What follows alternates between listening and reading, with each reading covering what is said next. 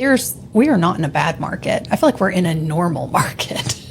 And so by comparison, you may look like, oh gosh, it's a hard time to be a seller. Well, maybe things are just stabilized, and maybe they needed to, because if you ask a first time home buyer, it needed to, because they just about had to just tap out. They couldn't even enter the ring and make an offer on a property when they're competing with highest and best 40, 50,000 over list price, cash, waiving appraisals, just waiving inspections. It became irresponsible, I think. So you look back favorably for the sellers, but man, it wasn't so favorable for the buyers.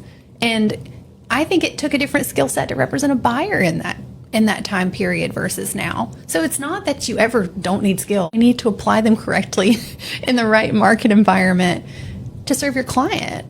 Yeah. One of the things that I'm seeing often is sellers wanting to list at the price that they feel like maybe is comparable to what they bought it for, which unfortunately we are seeing some buyers that paid a little too much because of the frenzy years ago. And now when they go to sell, they're in a bit of a pickle because they owe so much on it or they overpaid for it.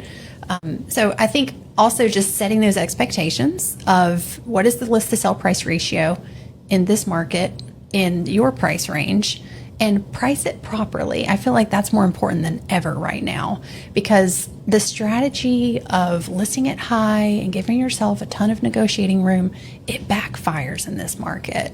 Because days on market accrue. There are buyers out there purchasing homes and they're going to skip right over yours if it's not priced correctly. And a normal appreciation for our housing inventory is 4% if you look at national numbers.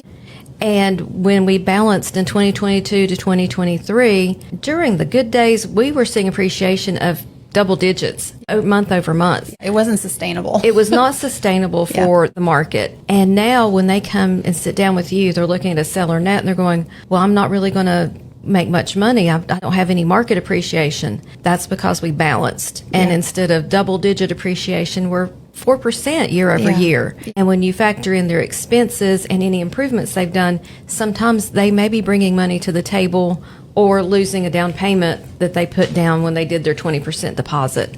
So those are painful discussions, and I always go back to motivation. Why am I sitting here today? What is your next plan? If there's a pain point and you have no choice, let's do the best we can to get you the most money possible and protect your bottom line. Exactly. At the same time, if you could hold it another year or two, we may see things change as interest rates come down.